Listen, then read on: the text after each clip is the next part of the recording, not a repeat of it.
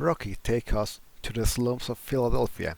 There, Rocky Balboa collects in pain debts for Tony Gasso, a loan shark, as fights from time to time for just a handful of dollars, in boxing matches with the nickname the Italian Stallion. Unfortunately, his old coach, Mickey, dumps him. His friend Paulie, who works in a frozen food warehouse, encourages Rocky to go out with his sister Adrian, a shy young woman who works as a salesperson at a pet store.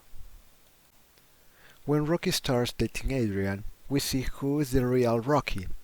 He is not ambitious. He is a kind and dedicated. Although he is not very intelligent, he is a great person.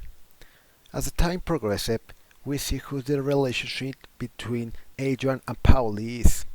It is a very unstable since Paulie, being a drunk, does not value all the effort that his sister makes every day to have better life.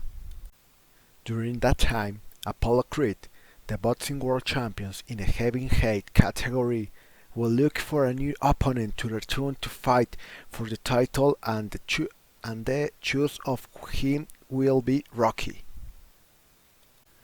From that moment, Mickey, his former coach, looks for him and asks him to become his coach again, but Rocky is inert by this and ends up making a big fuss in his apartment. However, after a while, he lets Mickey retry him.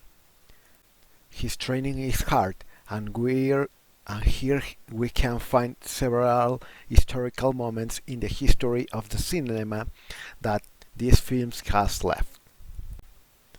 The day of the fights arrive, and Rocky is nervous about facing the champion, Apollo Creed, but in an amazing way he managed to put Apollo in difficulties, which makes several believe that he can win, but it doesn't happen, since the fight ends and the Jones end up giving Apollo the victory, but Rocky achieved his goals, fight with the best fighter, and overcome his limits.